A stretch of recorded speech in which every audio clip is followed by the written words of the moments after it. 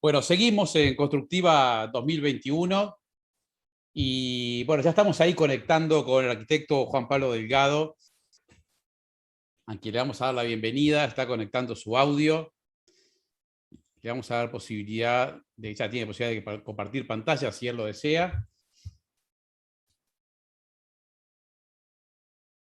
Decir que Juan Pablo Delgado es el presidente de MEBIR y obviamente en lo que tiene que ver con la temática de esta Constructiva 2021, el problema de la vivienda, todo lo relacionado con la vivienda rural no podía estar ausente. Y si hay un actor que ha sido preponderante y ha sido de primer nivel en la resolución, en el tratar de resolver el problema de la vivienda rural, ha sido, sin duda alguna, MEBIR ha tenido ese rol, ese papel desde su creación allá en 1967. Vamos a esperar a ver si Juan Pablo se puede conectar, ya está ahí, casi entrando. Y bueno, lo que queremos conversar con él es un poco sobre, no sobre la historia, tanto de la historia de MEBIR, que también nos interesa, que es muy fermental y muy interesante por la cantidad de actores que participaron en su génesis, sino también por el desarrollo que ha tenido en los últimos años y por también el desarrollo y la proyección que tiene a partir de ahora, también con proyectos y con ideas y con trabajos que se van a llevar adelante, que se están llevando adelante desde MEBIR desde ya hace bastante tiempo. Y bueno, de eso es un poco de lo que vamos a... Ahí lo tenemos a Juan Pablo. Bienvenido, Juan Pablo, ¿cómo andás? Buenos días, buenas tardes para todos. ¿Qué tal? ¿Cómo andás? Bueno, primero, antes que nada, agradecerte la deferencia porque hemos tenido algunas ineficacias, digámoslo sinceramente, que hay que decir las cosas como son, desde nuestro lado, a la hora de comunicarnos con MEBIR, tema de tiempos y que, bueno, y gracias también a la flexibilidad de Juan Pablo y a su compromiso con estos temas, es que logramos resolver esta situación que nos parece aparte buena, te voy a decir buena porque en este intercambio me parece muy fermental, así que en general no lo hacemos en todo Constructiva porque nos resulta un poco riesgoso el tema de las conexiones, pero sin duda es la parte que más nos gusta poder interactuar. Yo venía diciendo antes de que entraras de la importancia de MEBIR desde su génesis en 1967, allá impulsada por Alberto Gallinal y otras personalidades, ¿no? No solamente fue él, pero otras personalidades ligadas con alguna acción católica, con estancieros, con mucha gente preocupada por un tema que se venía debatiendo hace muchísimos años en Uruguay, que era el tema del rancherío, el tema de lo rural, como un problema realmente a ser solucionado. Y bueno, ha pasado bastante agua bajo los puentes, y bueno, queríamos ver un poco contigo, situar a MEBIR hoy, 2021, siglo XXI, qué situación hay después de una larga trayectoria, yo creo que de éxito rotundo, de intervenciones, de resolución de tema de la vivienda a nivel rural, y bueno, quería ver un poco contigo en qué se está trabajando, cuáles son los tópicos y cuál es la idea hoy de MEBIR proyectada hacia adelante. Bueno, título de linda introducción. Yo le agregaría a la introducción que cuando surge MEBIR, pongamos en contexto 1967, donde el problema del asentamiento era rural, no era urbano. Exacto. El rancherío que tuvo que decir era el asentamiento rural. El asentamiento urbano no era un flagelo como es hoy, no era una preocupación. La precariedad y el asentamiento y la vivienda insalubre era rural, no era urbano. Vaya si habrá cambiado en estos 54 años de historia que tiene MEBIR, dónde está el asentamiento y dónde está la vivienda insalubre. Por supuesto que en el medio rural queda algún mínimo asentamiento, pero ahí no se ven asentamientos rurales. Podrá haber alguna vivienda aislada, en mal estado, o algún grupo de casas, pero grandes asentamientos o en muchos lugares no hay. Hoy el asentamiento es claramente urbano, por distintos factores. Aclarado ese detalle, es un punto de partida distinto, ¿no? De donde partió Gallinal, del éxito que tuvo MEBIR, porque parte del éxito de MEBIR fue erradicar ese asentamiento rural, estamos de acuerdo, y ayudar al arraigo en las pequeñas localidades pequeñas del interior y en el medio rural. Hoy nos encontramos con nuevos desafíos. Por ejemplo, tenemos una ley de ordenamiento territorial que antes no existía, desde el año 2008, que eso pone nuevas reglas de juego, no para Mevir, para todo urbanizador, porque Mevir lo que hace no es construir vivienda, Mevir urbaniza, hace ciudad, hace manzanas, calles, saneamiento, alumbrado. En muchos lugares hay muchos pueblos del interior que fueron creados por Mevir, que hoy se desarrollaron y se han convertido en pueblos grandes, pero surgieron con Mevir, que era agarrar un predio rural y lo fraccionaba y lo desarrollaba. Hoy, desde la ley de ordenamiento territorial, ya no se puede hacer eso. Hay que trabajar en predios urbanos y suburbanos. Por lo tanto, Mevir, en el ámbito rural, no trabaja en forma de complejos, sí vivienda aislada. Ya, reitero, por una ley nacional. Segundo aspecto, eso no significa que no trabajemos con el medio rural y con la población rural, porque es mucha población que vive en esas ciudades y que va a trabajar en el medio rural. Hay una movilidad distinta con el tiempo. Ya no es que está viviendo en el campo, la gente va y viene continuamente de esas ciudades al medio rural. Nosotros nos gusta hablar de ruralidad ampliada. Es una ruralidad ampliada. Y se ha trabajado mucho. Y podríamos agregar que ahora está de debate la ley de urgente consideración, la LUC. Vamos a nombrarlo especialmente porque Mevir, en esa LUC, hay un artículo para Mevir que amplía el ámbito de actuación de Mevir. Hasta antes de la ley de urgente consideración, Mevir podía trabajar en el ámbito rural y en localidades de hasta 5.000 habitantes en el interior del país. Esta ley permitió ahora que Mevir vaya hasta ciudades de 15.000 habitantes. ¿Qué significa esto? Que hay ciudades que ya tenían Mevir, planes de Mevir, pero no podíamos ir de vuelta porque había crecido la ciudad.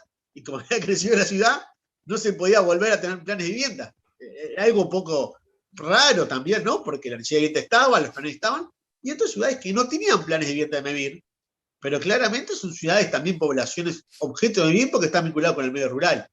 Entonces entendió que la herramienta era válida de Mevir en su éxito en 54 años y que podían construir en ciudades más grandes. Por supuesto, ciudades de escala media al interior, esto no abarca las capitales departamentales.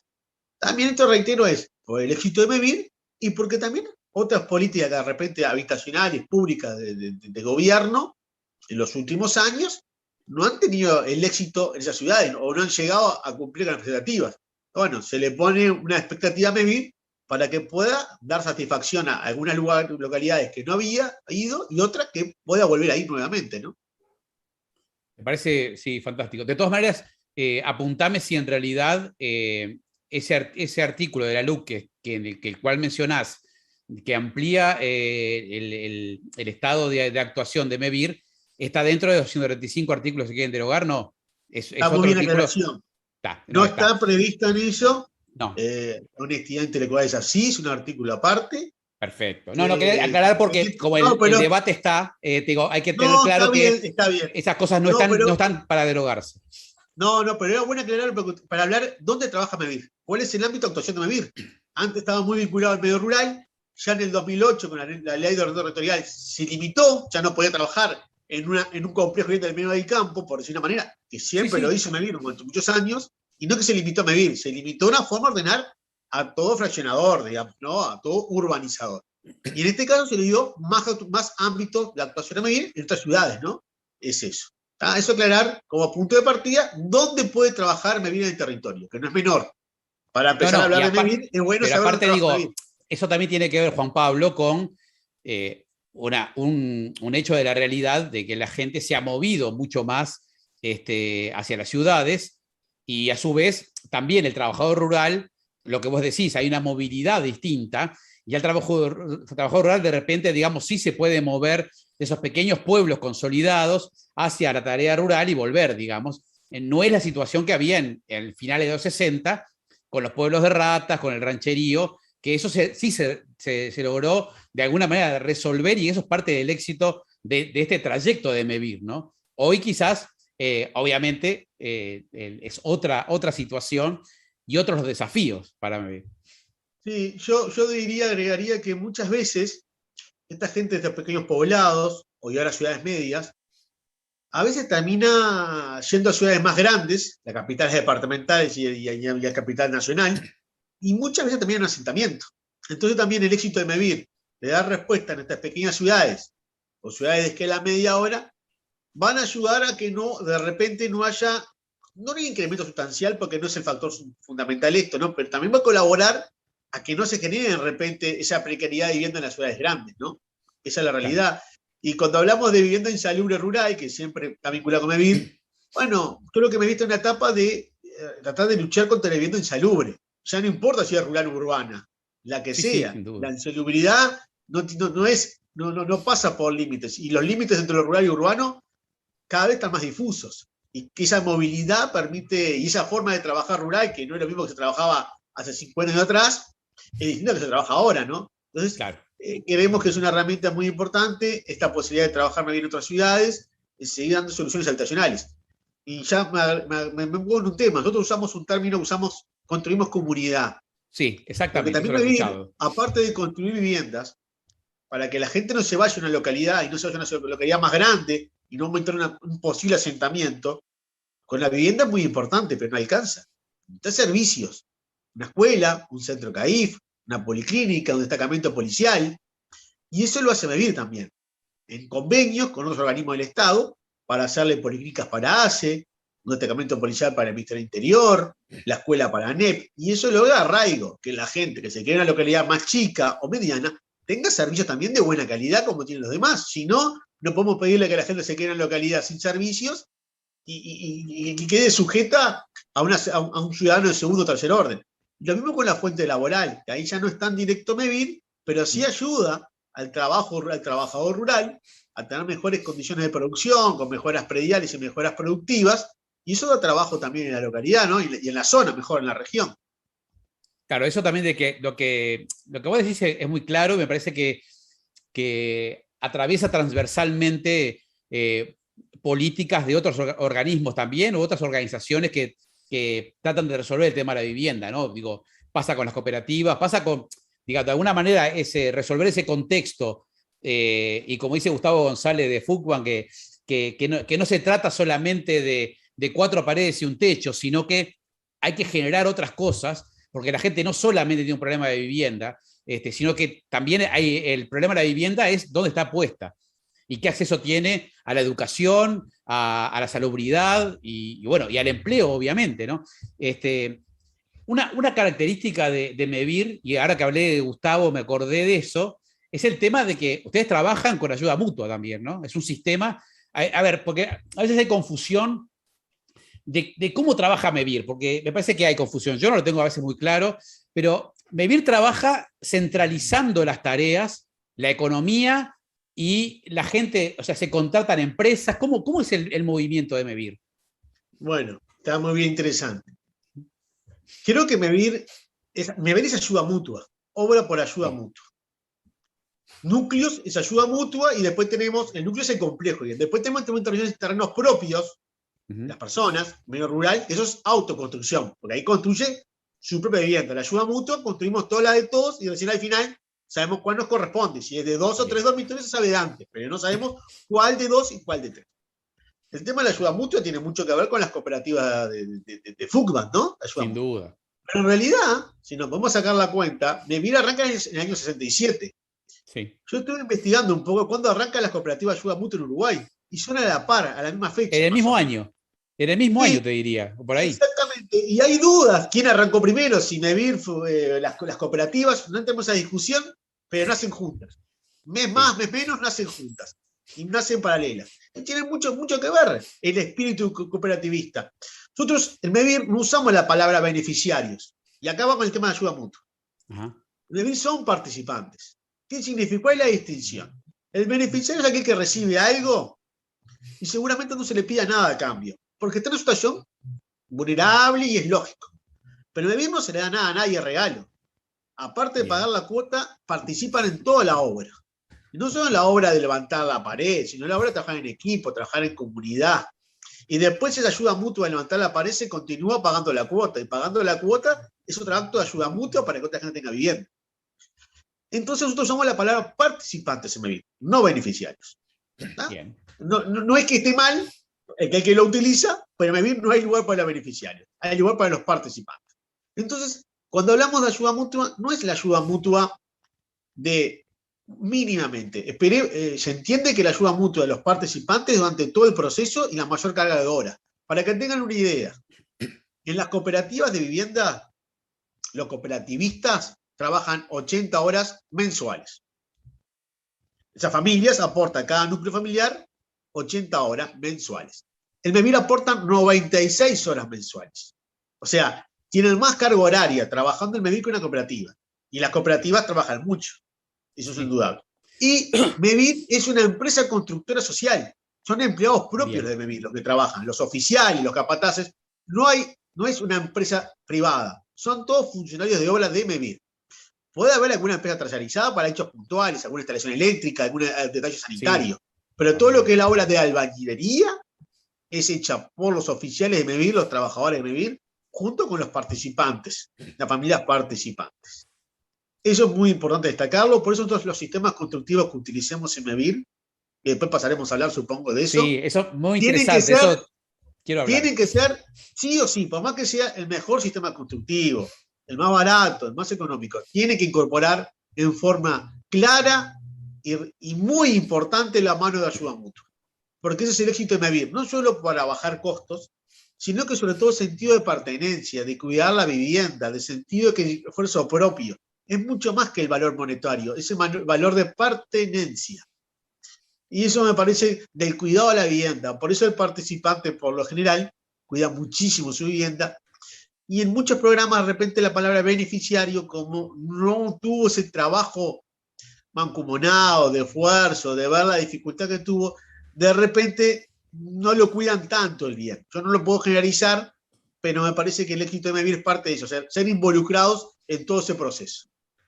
Claro, hay una cultura también que tiene que ver con eso de la participación, que está muy arraigada en Uruguay, ¿no? Por otra parte, digamos que ha tenido en los fines de los 60 sus expresiones más fuertes, ¿no? Más fuertes.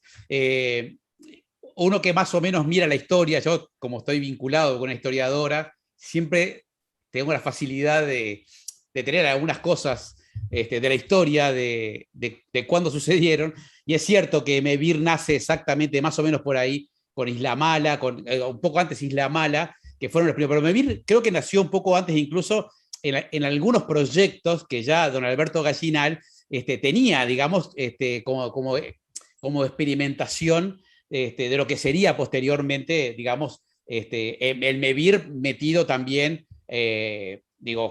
junto con la ley de vivienda y con toda esa movida de los fines de los 60, tan fermental para Uruguay, tan visionario, ¿no? Porque fue realmente, digamos, hay una conjunción en los fines de los 60 que es llamativamente visionario de la resolución de esos problemas, ¿no? Ley de vivienda, MEVIR, digamos, hay como una componente ahí muy interesante.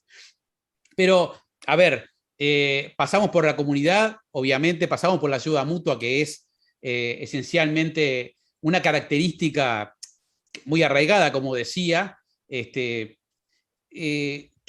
hace algún tiempo, revisando algunas cosas, nos damos cuenta que el tema de la ayuda mutua o del esfuerzo propio nace allá por Puerto Rico en los 40, en las zonas rurales, increíblemente. Hay un congreso en los 60 en Puerto Rico, en principio de los 60, que habla justamente de esas experiencias promovidas por Estados Unidos en Puerto Rico y a nivel rural, que empiezan a hacer esto del esfuerzo propio. Y desde ahí para acá, digamos, empieza a ganar fuerza, y en Uruguay me parece que es una característica que ha ganado muchísima fuerza y que ya es parte como propia. Pero lo digo porque a veces uno piensa que la ayuda mutua es como muy uruguaya, y no es tan uruguaya, sino que nace en otros lugares. Pero acá está arraigada fuertemente, ¿no? Y lo que decís vos, que tiene que ver también, porque es un tema, digamos, ideológico para las personas, de que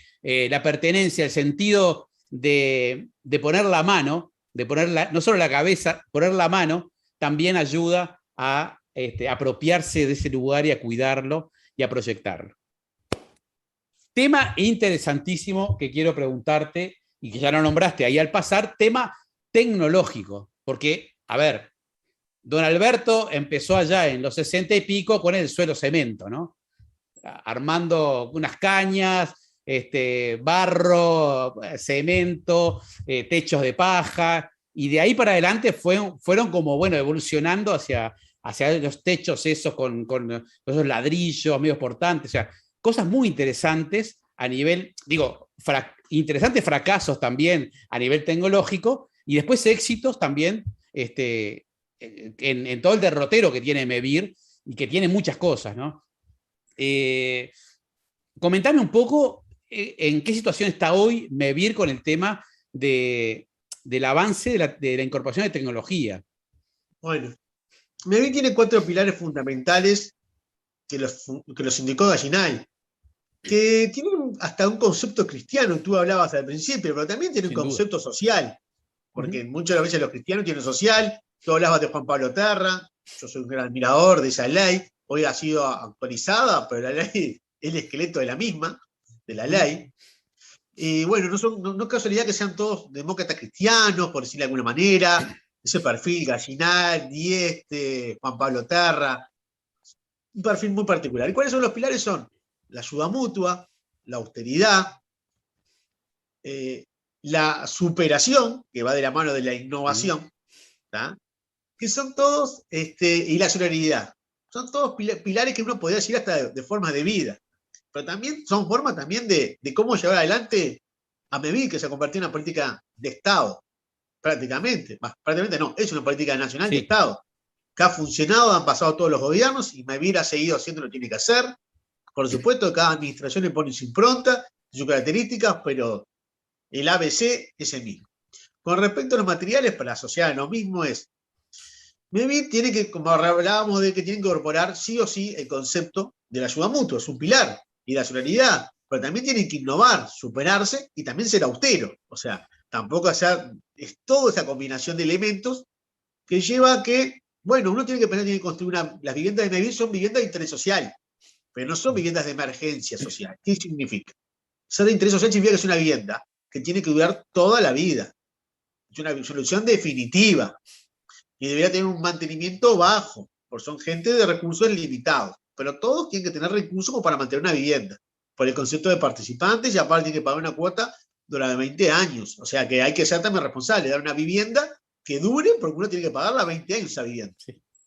Y más con lo que valen las viviendas en Uruguay, que sabemos que tiene que ser esa cultura italiana que tenemos, española de construir, que tiene que durar para nuestros hijos, nuestros nietos y, si es posible, nuestros bisnietos.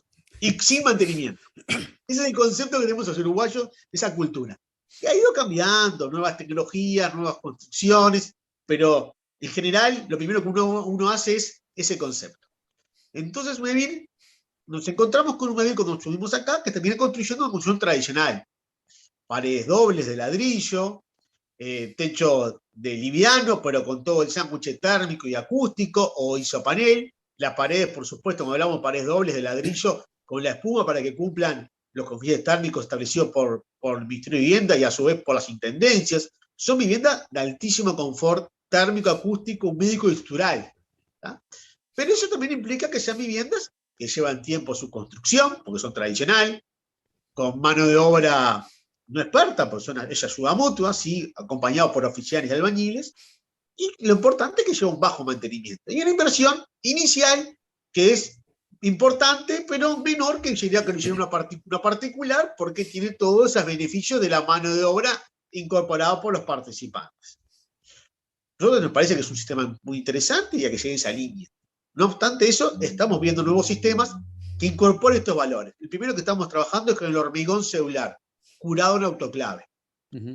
Usado el término bloque. Ese bloque que parece piedra pómez, digo, para la gente, que es algo muy liviano, que tiene diferentes formatos, que se está viendo mucho en los edificios de altura, se está usando muchísimo en los cerramientos verticales, los edificios de altura, sobre todo afuera, ¿no? Digamos, en la periferia, en la cáscara de los edificios. Claro, vamos a ver esa característica. Primero se usa la palabra bloque, pero en realidad no es un bloque, porque el bloque es hueco, es una calidad humilde. Mebir en su momento construyó de bloque muchos años, claro, muchos años. Sí. Pero claramente las cosas van evolucionando y dando mejores condiciones de habitabilidad. Este bloque de hormigón celular curado en autoclave, porque hay distintas maneras del curado del bloque, este curado autoclave es el mejor, se entiende, y bueno, como todo plan piloto tenemos que arrancar con la mejor tecnología para después viendo cómo podemos ir bajando a otros bloques que sea un poquito, de repente no con tanta eficacia, pero que cumplan las mismas condiciones. Es como tú dijiste, es un bloque macizo, de 50 por 30 de alto, por distintos espesores. Los muros exteriores estamos trabajando con muros de 20, que ese muro de 20 equivale a un muro, una pared doble ladrillo de 30 y con espuma, térmicamente. Ese muro de bloque de presión celular es como una perapome, se corta con serruchos, exacto, se pega con un producto tipo un Vinda, es portante, a pesar de sus dimensiones, es liviano y ha sido muy bien recibido por los participantes para levantar las casas fácilmente. Me faltó decir que la mayor cantidad de obras aportadas por Ayuda Mutua en son mujeres, ampliamente son mujeres. Entonces, como pasa también en las cooperativas, eso, ¿no? Bueno, eso, hay que pensar es algo que se da, identidad, claro, eso es así. Hay que pensar en Ayuda Mutua y en muchos casos en mujeres trabajando. Entonces tienes un trabajo que sea sencillo. Todas las paredes son levantadas por los participantes, guiadas por oficiales, y caminan iniciados por los oficiales de los capataces, pero los participantes básicamente levantan las paredes. Entonces nos encontramos con un bloque de presión celular que sigue siendo un mampuesto tradicional, porque es un bloque y es hormigón. O sea, por lo tanto, ahí no hubo un cambio cultural. Claro. El mampuesto es un poco más grande, el mampuesto, precisás como las dos manos, pero es un mampuesto igual. Dijera algún participante, es un ladrillo inteligente, ¿no? Es un ladrillo nuevo. Más que un bloque nuevo, un ladrillo nuevo. Esto estamos construyendo ahora en Florida, 2 núcleos de viviendas cercanas a las 50 viviendas. Vamos avanzando muy rápidamente y la estimación que estamos teniendo es que estamos reduciendo los tiempos de ejecución de obra con respecto a uno tradicional de ladrillos doble de pared que estábamos trabajando, un 35% menos de tiempo. Esa ganancia de tiempo es ganancia para que ingresen antes los participantes a las obras, a sus viviendas, para que trabajen menos horas, en vez de 96 horas mensuales como trabajaban, ya están trabajando 80, se les hace más liviana la carga de las horas, para estar más tiempo con sus familias, y con sus hijos, y con sus trabajos particulares, porque todos trabajan, aparte de trabajar en las horas en MEVIR, y el techo sigue siendo como tradicional, o en isopanel, o un techo liviano con todo el sándwich térmico que lleva para cumplir con las condiciones. Por lo tanto, ahí tenemos una ahorro en tiempo, beneficio directo para los participantes acceder ante las viviendas y menos carga horaria de trabajo. Y a su vez, hacer menos tiempo de obra es menos aporte de seguridad social. Y sabemos que la seguridad social en la construcción pesa muchísimo. Es cercana al 80% de los aportes de seguridad social. Entonces, cada tiempo corremos ahí, es tiempo ganado. Y dinero ganado. Por más que un bloque al principio sea un costo inicial mayor, después se solventa muy rápidamente con él. Y entendemos que el mantenimiento de este bloque de hormigón celular es igual que un tradicional. O sea, no tiene nada en particular. Por lo tanto, revocado, creo que es así como el otro. Exactamente, eso podría, también hay teorías que no se tiene por qué revocar. Nosotros vamos a revocar un revoque finito por fuera nada más, con una malla especial para eso, para que no haya microfisuras por las dilataciones del tiempo, pero no mucho más que eso, y creemos que es una excelente construcción, con una altísimas condiciones de constructiva y de calidad de habitabilidad. Esto no es que vaya a sustituir todo esto por el ladrillo. Todos los sistemas conviven, no es uno por el otro, es uno más otro. Dependiendo de dónde está el flete, dónde conseguimos el ladrillo, dónde conseguimos el hormigón celular, muchos sistemas conviven juntos.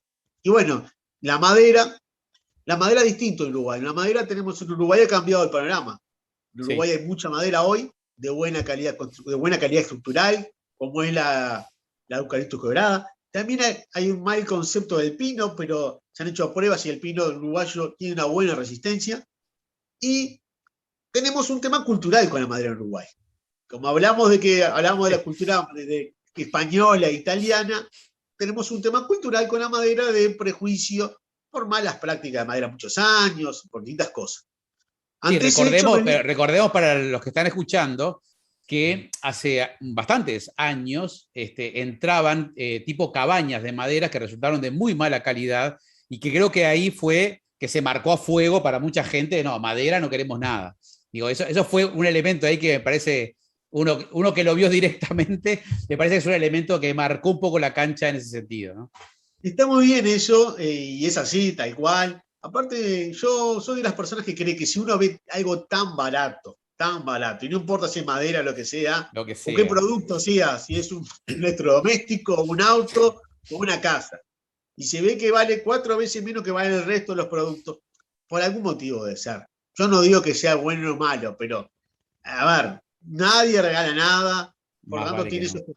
Hay un concepto que a mí me gusta aplicar. Si uno hace una inversión corta al principio, seguramente después le lleve una inversión alta al final de mantenimiento. Si hace una inversión alta al principio, seguramente la inversión de mantenimiento va a ser mucho menor. Mira, Van de esa justamente hablábamos hace un rato con Liber Trindade, que también estuvo en vivo con nosotros acá, hablando justamente de algunos protocolos para construir, haciendo referencia justamente a ese tipo de cosas, de muchas empresas que, bueno, que engañan a la gente. Y uno de los conceptos que se manejaban con él era justamente el tema de los precios. O sea, el costo de metro cuadrado, que hay como mucho engaño. Nosotros hemos hablado en muchos lugares que me parece que debería haber como una frase que debería ser como impregnada en la gente, que no se puede construir nada por menos de $1.200 que sea decente, a menos que sea, y ya hago la salvedad, una cooperativa o quizás Mevir. Y ahí quiero decirte, preguntarte también a vos, ¿cuáles son los costos que maneja Mevir? Porque hay algunas ofertas de $600 el metro cuadrado, y yo entiendo que la gente obviamente dice, $600 me hago una casa, tengo 40, me hago una casa de 70, y no, o sea, no vas a tener una casa, porque con esos costos no se puede construir. Esa es la realidad. Bueno, vete primero con la madera. La madera me Dale, está haciendo un plan, por primera vez, un plan nucleado de 9 viviendas en Rivera, vi algo de en, eso, sí. en convenio con la Intendencia de Rivera, con el Ministerio de Medio Ambiente, el Ministerio de Energía y el Ministerio de Vivienda, por supuesto. Este es un plan piloto de 9 viviendas nucleadas que tiene la misma tipología que la vivienda que hacemos con ladrillo y con hormigón celular. ¿Para qué? Para poder comparar Obvio. lo mismo. Si comparamos distintas Tiempos. cosas, es muy difícil. Y siempre se comparaban distintas cosas, la misma tipología. Cuando hablamos de tipología es el mismo diseño de vivienda, la misma distribución, todo igual. Cuando hablamos de madera, Rivera, porque hacia el norte del país, lo que es Río Negro, Paysandú, Rivera, Cerro Tacuarembó, Largo, sí. Tacuarembó, Artigas, ya hay una cultura de madera, por el tema de la frontera. Uh-huh. Ahí la vivienda de madera que estamos usando no es una vivienda, no es una cabaña de madera. Estamos usando una estructura de wood framing, como está el street framing, que tú hablabas de Trindade, esto es el wood Sí. framing. Y después va revestida. Por fuera va placas de cemento y por dentro placas de yeso. Lo único que se va a ver de madera es el cielo raso, porque el techo también es de isopanel. Sí, sí. Entonces, ahí no hay mantenimiento de madera. Lo único que lleva el mantenimiento de pintar, digamos, por el famoso barniz o el luzol, es al interior. Después no se van a ver la vivienda de madera. O sea, no lleva ese mantenimiento. Por supuesto que es un costo distinto a hacer una cabañita de madera, y esto cumple las mismas condiciones térmicas y acústicas que el hormigón celular o que la casa de bloque de hormigón, la casa de ladrillo. Exactamente igual. ¿Cuál está la ganancia acá? Lo mismo. Acá reducimos un 55% el tiempo de obra comparado con una casa tradicional de ladrillo. Pero las mismas condiciones térmicas, acústicas y humídicas. La misma calidad de vivienda.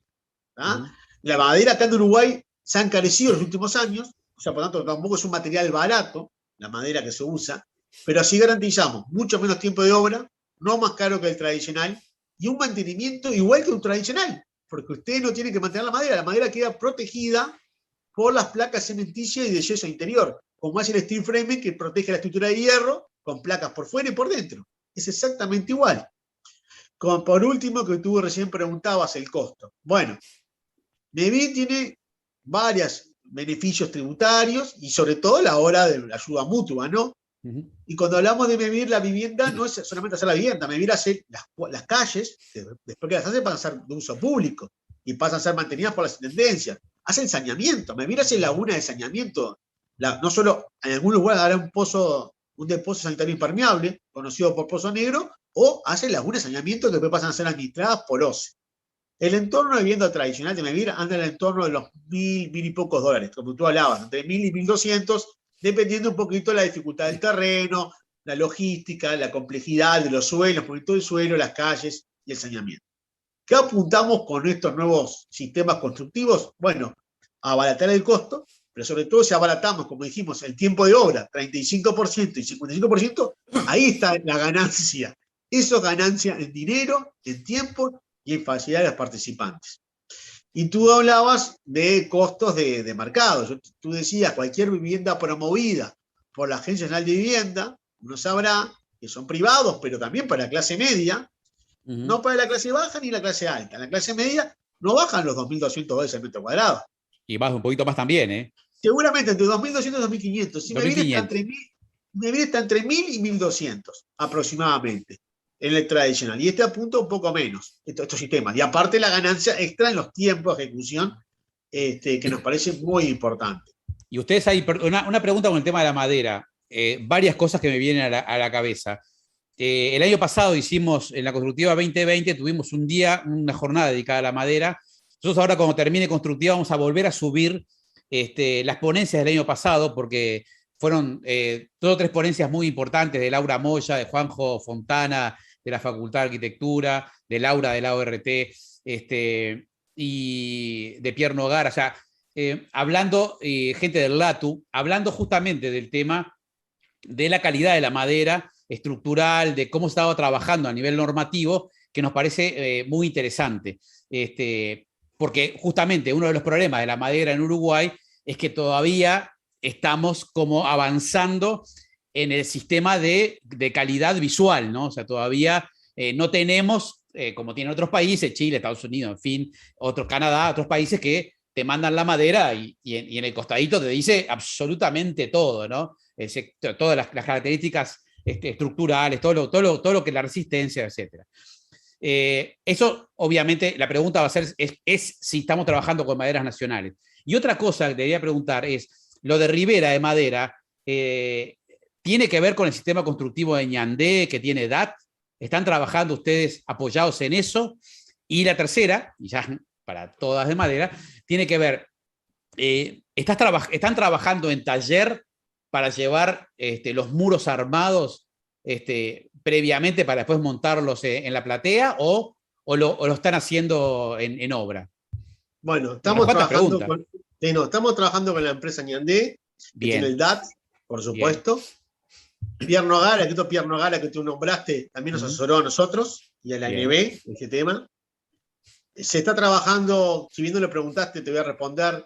Sé que el Ministerio de Vivienda ha hecho una oficina especialmente en la madera para poder hacer todo el tema del certificado y la información que tiene que tener la madera, como te todo un código para saber qué resistencia tiene, qué calidad certificar, como si uno certifica el acero, certificar la madera, el mismo concepto, que eso ya no es MEVID, es el Ministerio de Vivienda para la madera que se utiliza en los sistemas constructivos.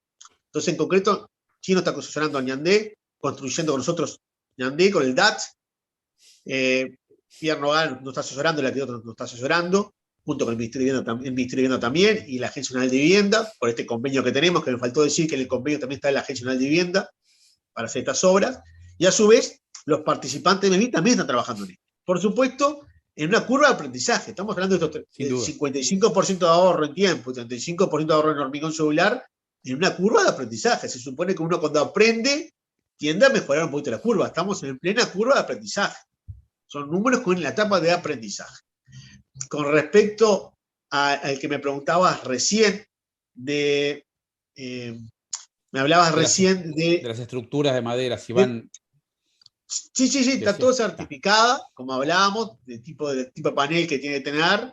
Hemos hablado directamente con las empresas proveedoras de madera de la región, que nos han donado esta madera, subsidiado esta madera como plan piloto, que todos queremos que ande bien, para poder evaluar, aparte de los beneficios que tiene ambientales la madera usarla, ¿no? El tema de la huella de carbón, aparte de la rapidez y los costos, hay una ganancia medioambiental. También es importante destacar esto, que al final de la obra va a ser estudiada por el Ministerio de Ministerio de Ambiente, la huella de carbón que deja esto, que no es menor, y como el Ministerio de Industria va a estudiar toda la habitabilidad de esta vivienda, cómo quedaron estas viviendas desde el punto de vista de habitabilidad para certificarlas también, y poder así pensar en repetir este sistema constructivo en estos lugares, donde haya una batalla cultural, como la más allá de la batalla constructiva que hay que dar, que sea de buena calidad, está también la batalla cultural, que es una batalla más importante, más profunda, más filosófica, que no es tanto, pero bueno, mostrando la vivienda, de la calidad que tiene, se puede asimilar. Con respecto a los paneles que tú hablabas, si se montaban en el lugar, en esta primera etapa se están montando un taller y se llevan los paneles ya armados de taller y se montan todo en obra, ¿no? Con un mecano se arma todo en obra. La idea después de este plan piloto, es evaluar, están las 9 viviendas nada más. Si hacemos un complejo más grande, ameritará armar digamos, un obrador de montaje de paneles a pie de la obra. Como lo mismo pasa con el tema de las aberturas.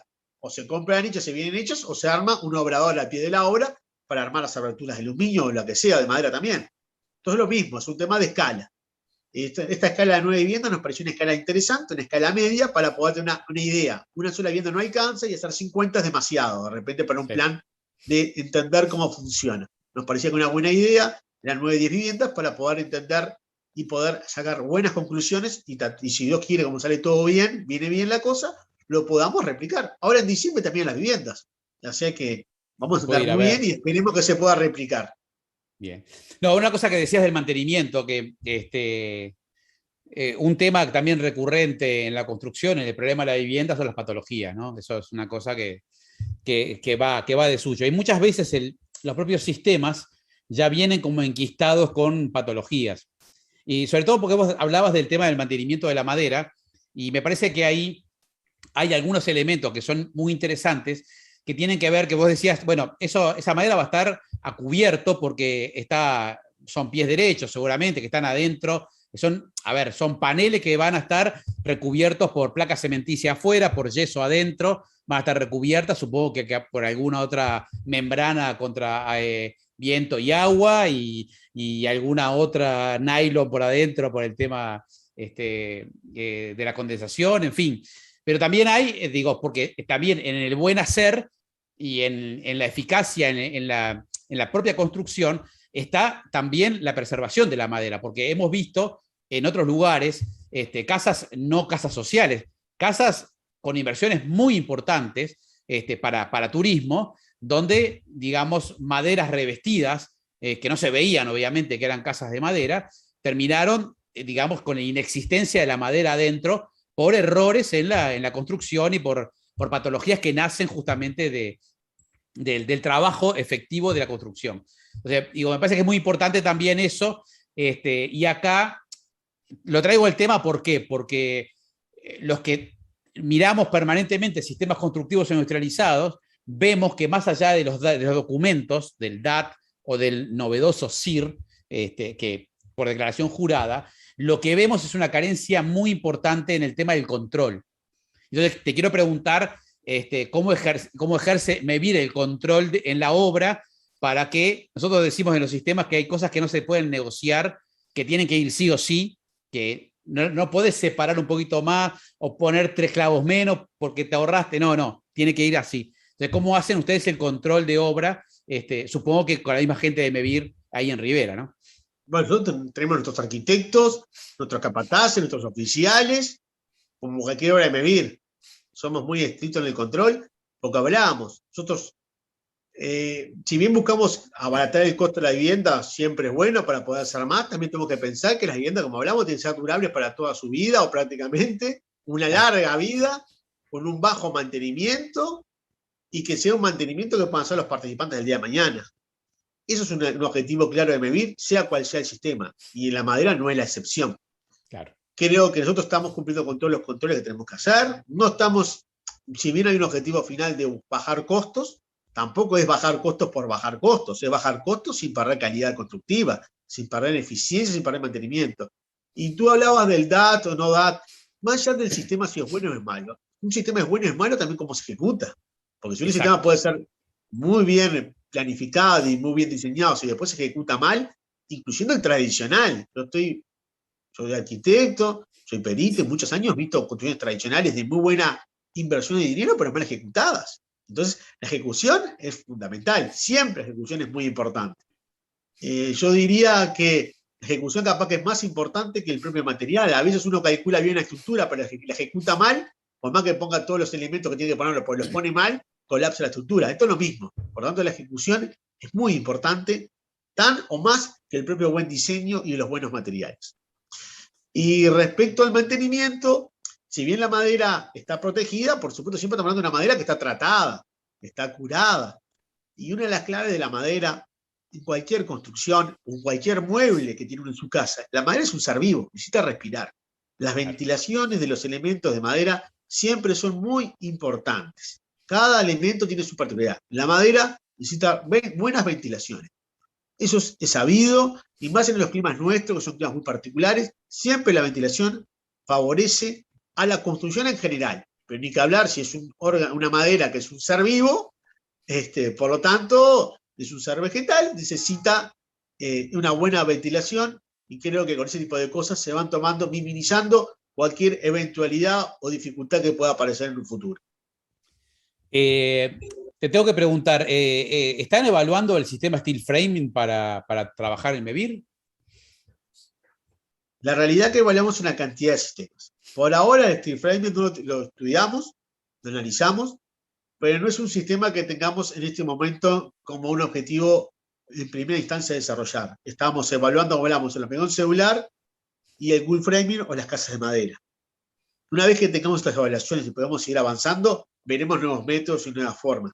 Todo simultáneamente es muy difícil y también lleva un tiempo de análisis. Creo que el steel framing es un sistema que yo en lo personal he trabajado de forma particular, es un buen sistema. Creo que he trabajado mucho acá para hacer instituto que reúne el steel framing, ver la calidad de los calibres, ver, hacer un sistema claramente cómo es el steel framing, porque en el mercado uno pregunta y todos son sistemas steel framing, son todos distintos. Por eso no hay un DAT del sistema steel framing. Por eso no está certificado, porque no hay un único sistema. Todos son distintos y cada uno que presenta el suyo cree que el suyo es el mejor y mejor que el otro. Como tú decías, hablabas de los clavos, yo te hablo de los tornillos. Los tornillos en el steel framing es como colocar hierros en el hormigón. Y bueno, controlar hierros no es fácil, pero se hace. Pero controlar una casa estándar de 100 metros cuadrados, controlar, no sé, 20.000 tornillos, no es fácil, y esos 20.000 tornillos significan estructura. Y capaz que le sacamos X tornillos y la estructura se debilita. No soy un experto, pero sí conceptualmente es un sistema mucho más complejo y que hay que ver que también que se adapte la mano de obra, como hablamos de la ayuda mutua, ¿no? O sea, el tema de la ayuda mutua tiene que estar presente en MEVIR y fuertemente, no en forma, como alguno dice, que viene a ofrecer algún sistema de MEVIR y dice, bueno, hacen la platea. No, la platea, por supuesto, hay que hacer todo el resto de la casa. Y eso es la parte interesante, es sistemas constructivos alternativos de alta durabilidad, de bajo costo de mantenimiento, pero incorporando la ayuda mutua, fuertemente. Eso creo que es la clave para poder trabajar con cualquier sistema que trabaje en MEVIR. ¿Ustedes trabajan con sistemas que tienen documentación previamente habilitada? Lo pregunto por lo siguiente, o sea, soy un gran hincha de trabajo bastante promocionando el steel framing porque es un sistema que realmente me gusta. Aparte, digo, profesionalmente, no soy arquitecto, obviamente, pero profesionalmente en lo que yo hago de comunicación y de promoción de cosas, el steel framing fue una parte de mi ADN de vida. Y nada, o sea, es un sistema abierto, que me parece que eso, en la discusión de los DAT, de sistemas cerrados, donde muchas veces la construcción queda en manos monopólicas y a veces retrasando. De repente tenemos sistemas que son industrializados, que una casa, ponele, se puede armar en 4 o 5 días y de repente vas a armar 30 casas hasta 5 años. Porque la empresa adjudicataria, monopólica, no tiene la capacidad como para resolverla en tiempo y forma. Y entonces esa documentación termina como en un embudo que tiene que ver con un pequeño monopolio que hace a esos DAT. Este sistema, obviamente, son sistemas abiertos que una vez caracterizado el sistema, digamos, ¿no? Hay que, obviamente, definido el sistema como tal, que tiene tal característica, se puede comprar en cualquier lugar. Me parece que podría ser como una fuente de salida también para poder resolver sobre todo la vivienda de interés social, la vivienda de interés social real, ¿no? La vivienda que paga el Estado, la vivienda para gente que no tiene recursos, y que me parece que también el sistema steel framing es un sistema absolutamente liviano, muy manejable por parte del participante, como decís, que me parece que puede ser una opción importante. Sí, es correcto. Cuando hablamos de MEVIR, lo que tiene que construir son viviendas que cumplan con las condiciones térmicas o médico-estructurales que exigen las normas. No importa cuál sea el sistema. Hablamos de coeficiente 0,85 para las paredes, techos, etc. Sí. Eso es una variante que no importa si es ladrillos, cholo, ladrillos, tierra, cemento, madera o steel framing. Tiene que cumplir con esa condicionante. Después, si uno va a un sistema no tradicional, sistema cerrado, por supuesto, estamos sujetos al Ministerio de Vivienda, tiene que tener un DAT, eso es evidente. Claro. Pero también, como tú decías, hay sistemas abiertos que se mezclan, que son híbridos. Si cumple con las condicionantes, no hay ningún inconveniente. Ahí hay que evaluar, previamente son, como hablamos, de la durabilidad, el mantenimiento, el tema de la practicidad.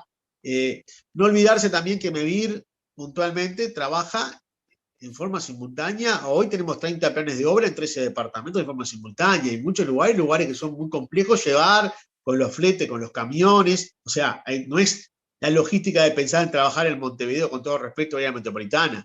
Es trabajar sobre que hay que llegar a distintos lugares. Por eso a veces trabajamos con isopanel y a veces techos livianos de chapa con sándwiches. ¿Por qué? Depende del flete. A veces el flete del Río Negro hacia arriba es más caro y el flete del Río Negro hacia abajo es más barato. El isopanel es mucho aire, entonces trasladamos camiones de aire. Entonces depende, hay toda una logística de infraestructura logística que va más allá de la construcción, de cómo aprovechar los recursos, y no se puede aplicar el mismo sistema en todos lados, como hablábamos, por un tema de disponibilidad de materiales y la región que hay, ¿no? Hacer regiones. Y creo que también que el steel framing es una opción, está viniéndose en Uruguay, el steel framing bien ejecutado, bien resuelto. Tampoco es un material, no, tampoco es una tecnología barata, y está bien que sea así porque es altamente dudable y lo que tiene es una ganancia enorme de tiempo también, como hablábamos de otros sistemas. Por eso cuando tú hablabas de costos y a veces te dicen que un mismo sistema vale 10 pesos y el mismo sistema vale, por otro lado, vale 4 pesos, hay una diferencia. No puede ser el mismo sistema que uno me lo venda a 10 y otro me lo venda a 4. No puede ser. Pero es evidente, seguramente capaz que el de 10 está un poquito elevado, pero el de 4 no cuesta 4, seguro que no cuesta 4. Capaz que el de 10 costaba 9,5, costaba 9, 8,5, pero el de 4 no costaba 4. Entonces ahí están los problemas de obra, ¿no? Que vienen después. Es evidente. Por eso el tradicional lo que tiene, uno sabe cuánto vale en general el tradicional, porque se compara lo mismo. Por eso lo importante es comparar lo mismo siempre. Cuando no está tan regulado un sistema, no está tan industrializado, por decir una manera, o aceptado, es difícil comparar una cosa con la otra. Una última pregunta que quiero hacerte, porque es un tema que me preocupa bastante. He visto en otros países que existen como lugares de experimentación para materiales y para sistemas constructivos. Uruguay ha incorporado una cantidad de sistemas constructivos y de nuevos materiales en las últimas décadas, creo, fuertemente, ¿no? Un poco por nuestra condición de libre acceso, digamos, del exterior, de que se importa muchísima cosa. Y la pregunta en realidad, nada, es que me hagas un comentario si te parecería interesante el montaje en algún espacio de un campo de experimentación de materiales y de sistemas constructivos como forma de poder evaluar desde el comportamiento de una membrana, una ventana, un sistema completo. ¿Qué te parece una idea de ese tipo? Bueno, en Uruguay hay esfuerzos individuales. Está la Facultad de Ingeniería, la Facultad de Arquitectura, está el LATU también, por nombrar algunos, que hacen pruebas de materiales y ensayos. MEVIR mismo mandado a ensayar elementos, estufas de alto calefactor de alto rendimiento que utiliza MEVIR, los manda a Facultad de Ingeniería a evaluar su eficiencia energética. Luego con materiales, con la madera en el LATU ya se ha mandado a evaluar, etc. Y los sistemas constructivos también se mandan a evaluar en la Facultad de Arquitectura. No les de MEVIR propiamente dicho, me refiero a cualquiera que está buscando un DAT, tiene que hacer eso. Yo creo que es lógico que haya un único un lugar que esté centralizado, que pueda mantener, coordinar, por decir un nombre, estos tres organismos: Ministerio, Facultad de Arquitectura, Facultad de Ingeniería y el LATU. ¿Cuál sería el organismo que tendría que tenerlos todos juntos? No sabría decirlo. Si tendrías uno nuevo, o podría ser uno que junta a los tres en una comisión especial. Me parece muy interesante. Se ha ido avanzando en formas individuales. Ahora recordar que ahora la Ministerio de Vivienda ha validado que aquellos ensayos que se hagan en el exterior Sí. se puedan convalidar acá, no se tengan que volver a ensayar acá. Creo que es un avance. Por supuesto, estamos hablando de ensayos que vengan certificados del exterior, debidamente Sí, certificados, sí, ¿no? Con debida documentación. Es lógico, cuando uno compre un auto y viene ahora de moda que viene ensayado por el tema de la seguridad vial y el Latin Cup y todo ese tipo de cosas. Si viene certificado, lo damos por válido. No decimos que no es válido por no estar certificado en Uruguay, entiendo claro. yo. Bueno, si viene con una certificación, entre comillas, de calidad internacional, es válido. Eso no quita que Uruguay tenga ese elemento para certificar. Y yo iría un paso más. Tú estás pensando en materiales para Uruguay, para Uruguay. ¿Por qué no podemos llegar a convertir en un país de referencia de ese servicio para el Mercosur también, ¿no? Sin duda. Que Uruguay es un país mucho de servicios. Y bueno, podría ser un servicio más que tenga un servicio de brindar esa certificación, ya no solo nacional, sino regional, de esos materiales y sistemas, ¿no? Que me parece que es muy interesante de ese aspecto, no solo para el mercado nacional, sino también, reitero, para el mercado regional. Sí, la verdad que sí es un tema interesante. Incluso te diría que más allá de la facultad, de la universidad y del LATU, me parece que sería, digo, hay muchas empresas privadas que tienen sus equipos técnicos, pero que a veces también, digamos, les cuesta, como decís vos, hay como actividades que son como muy particulares, ¿no? Digamos, individuales, y cuesta a veces unificar criterios que sería a nivel país, digamos, a nivel costo país sería mucho más efectivo si los ministerios, la universidad, empresas privadas pusieran, digamos, un recurso como para entre todos armar alguna cosa. Y lo que decís vos está muy interesante, ¿no? Que es lo mismo que creo que plantea la CUTI, esta organización de tecnologías de la información, ¿no? Que dice que Uruguay podría ser un lugar de ensayo porque tenemos una muy buena escala para ensayar cosas a nivel de tecnologías de la comunicación y de la programación y ese tipo de cosas. También creo en el tema de la construcción, digamos. Me parece que Uruguay es un país serio y que podría ser, sí, un lugar desde donde plantearse esa posibilidad. No, Es y muy está interesante interesante. también certificar la vida de los materiales. Porque ya me puedo poner el papel de arquitecto. Nosotros Dale. tenemos una responsabilidad decenal de 10 años, que ha sido modificada ahora de determinados particulares, pero en términos generales sigue siendo 10 años, salvo algunas cosas puntuales que menos años. Si nosotros somos responsables por toda la obra, por todos los materiales, por todo durante 10 años, si en el momento que uno va a comprar un material, ya de antemano, X membrana, y si la membrana dice que dura 5 años, ¿cómo vamos a garantizar 10 si el producto Claro. dura 5? O sea, hay una contradicción. Yo no puedo garantizar una vida útil mayor como técnico, como dice el Código Civil, si el propio proveedor dice tanto. Entonces, también el certificar materiales y sistemas constructivos también va a darnos una sensibilidad entre nosotros de cuánto duran los materiales y ser responsable de todos, los propietarios, los promotores de obra, los ingenieros, arquitectos, de cuánto dura el material y cuál material, independientemente de lo que diga si somos responsables los profesionales por tanto tiempo. Está bien que somos responsables del diseño, del buen cálculo, de las buenas prácticas constructivas, pero si hay materiales que dicen que duran tanto y se optó por tal material en consenso y es el material que está en plaza, porque capaz que en plaza Claro. no hay otro material, todos dicen que valen 5 años, duran 5 años, no podemos garantizarlo 10.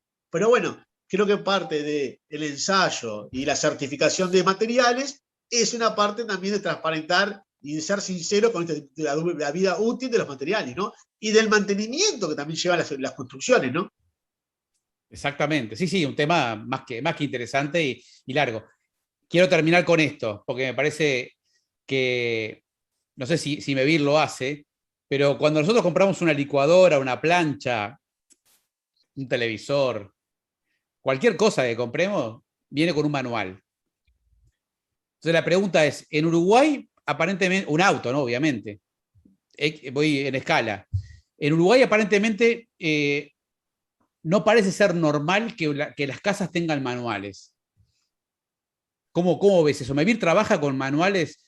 A Bueno, ver, me gusta. digo, en un sistema constructivo cualquiera, donde vos pasás un caño por adentro de una estructura panelizada, si la persona que vive debería saber por dónde pasa, debería saber si va a ser un agujero, qué resistencia tiene eso. O sea, ¿hay algo eso en Mevir?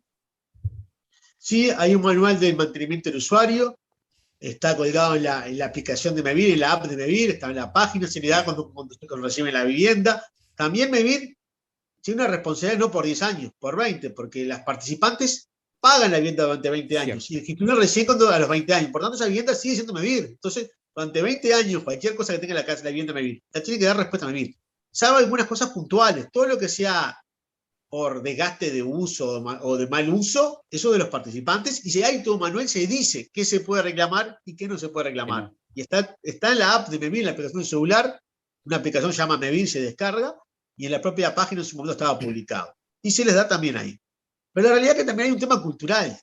La gente no lee esas cosas, entiende que tiene que durar toda la vida, sin mantenimiento, y si se rompe tiene que responder el tercero. Hay una cultura, cuando hablamos hay un tema cultural de la sociedad nuestra, que entendemos que el mantenimiento tiene que ser nulo o prácticamente nulo, y que no es responsabilidad de que tiene la vivienda el mantenimiento. Esa es la realidad. El banco hipotecario, durante muchos años, cuando el banco hipotecario construía, había un manual de uso y mantenimiento, recuerdo. Después, bueno, no sé si ahora la ANB lo sigue teniendo o no lo sigue teniendo, pero el banco hipotecario, claro, cambió ese rol. Mevir lo tiene, cumple con ese objetivo social de dar ese brindar. Realmente, lo digo con sinceridad, no sé si tiene la eficacia que uno debería querer que tenía que tener, porque no sé si tiene ese apego a la gente de leerlo, de involucrarse. No digo la gente de Mevir, digo en general, ¿no? En general, sí. No es la población objetivo de Mevir, digo en general. O hagamos una casa igual de alta calidad constructiva en un barrio privado, denme un manual a la gente de ese nivel adquisitivo, y seguramente también no va a entrar en ese detalle del manual. Por eso digo que es un tema cultural y no es un tema de educación ni de franja socioeconómico de Uruguay. Reitero, eso es bien transversal a toda la sociedad uruguaya. Es así. Juan Pablo, la verdad ha sido un placer. Espero que hayas pasado bien y que te haya parecido interesante este intercambio. Para mí, digamos, ha sumado mucho. Creo que la gente quiere saber también en qué está este proyecto de Mevir, que atiende a estas realidades, digamos, de nuestro interior del país. Así que te agradezco muchísimo, te reitero el agradecimiento por tu paciencia, por tu compromiso y por haber aceptado, digamos, después de esas dificultades iniciales de tiempos, haber aceptado participar de Constructiva 2021. Muchas gracias y esperemos que el año que viene podamos trabajar con imágenes, viendo el hormigón solar aplicado, la madera, las viviendas tradicionales, viendo cómo trabaja la gente en Mevir, los participantes, los oficiales. Los oficiales de Mevir, me gustaría terminar diciendo, igual que los capataces, no solo construyen, sino también educan, porque es una escuela de enseñanza a esas participantes a trabajar, a aprender a levantar una pared, a hacer un revoque, que después mucha gente tiene un instrumento más para poder trabajar. Claro, sí, es lo que pasa habitualmente. Creo que es un tema no solo de construir, sino también educativo. Educativo en la construcción, educativo en la sociedad, en trabajar en comunidad, trabajar en equipo, que no es fácil trabajar en equipo.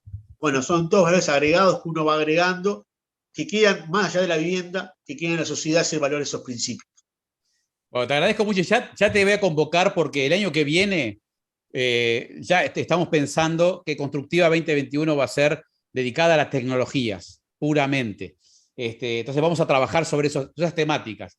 Así que lo haremos con tiempo. Ya me comprometo acá en vivo y en directo que te vamos a estar mandando no 10 días antes, como hicimos este año, sino varios meses antes para que podamos, y capaz que nos encontramos y podemos programar y planificar de mejor manera, porque me parece que vale la pena mostrarlo y mostrarlo en toda la dimensión. Me parece que la arquitectura también, la construcción hay que mostrarla, hay que mostrar una planta, ¿no? Un corte, hay que mostrar una fachada, hay que mostrar el conjunto. Me parece que es interesante eso también.